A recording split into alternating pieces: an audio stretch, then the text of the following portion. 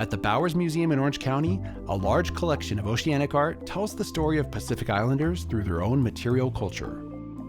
The word Tiki itself refers to a deity or ancestral figure from Maori mythology.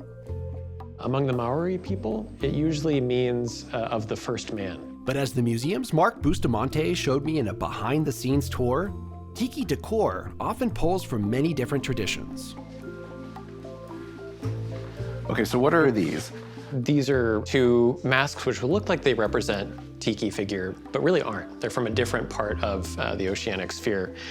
These are both from Papua New Guinea, both from the Sepik area region, and they would kind of dress up men's houses. They're gable masks. So the large gables that kind of sit above the entrances of these men's houses, they would be right there greeting all who are entering them.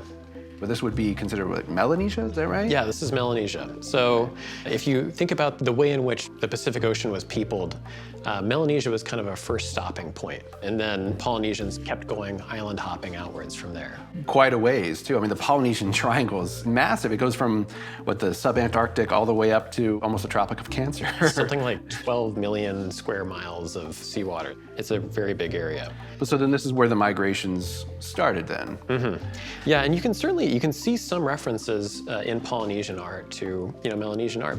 But there are also huge distinctions, and those distinctions were elided over when tiki bars opened, and basically just any iconography that looked exotic, they make do with it. Right, so in the grand scheme of things that are coming from Melanesia are pretty close, but a lot of tiki bars, to your point, there really is an appropriation of cultural art and artifacts from all around the world.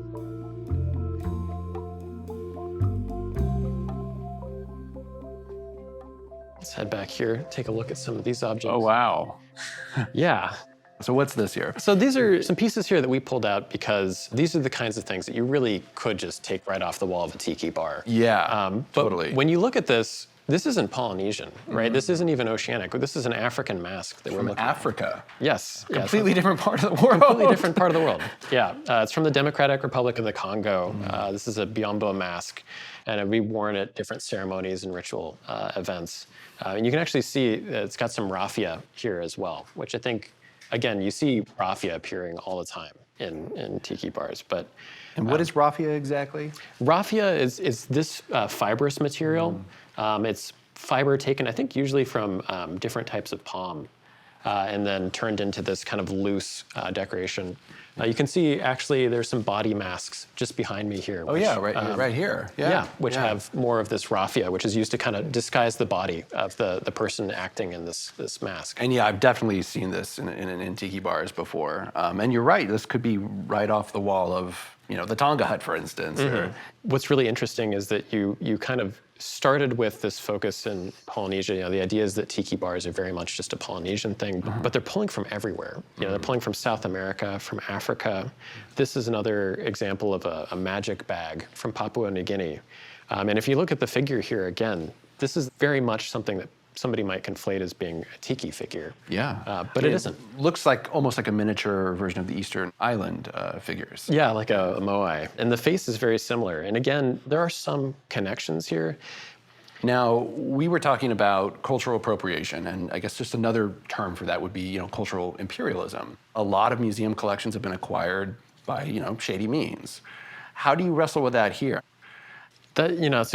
It's a great, tough question. Museums all over the world have had to deal with this kind of historical baggage, right? Which is that a lot of their collections were not collected ethically.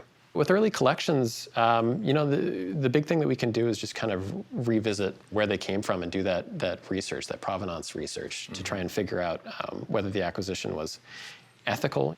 What we can do going forward is that we're doing things the right way now. Anything that we move forward with collecting is thoroughly researched to ensure that it has all the proper exports and things like that. When talking about our oceanic collection, for the most part, it was collected within the past 30 or so years. After standards had already been established? Yes. Okay. Yeah, so a lot of work went into making sure that all this was collected in an appropriate way. We're always trying to do things better. Because what we're doing is so important. We're sharing the cultural heritage of the whole of human history.